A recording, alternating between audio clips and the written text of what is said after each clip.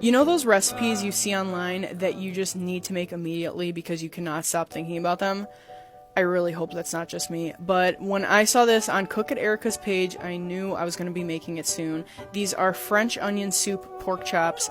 I am just patting them dry, seasoning them with kosher salt and pepper, and then in my cast iron pan, I'm going to melt a little bit of butter and give them a good sear on each side.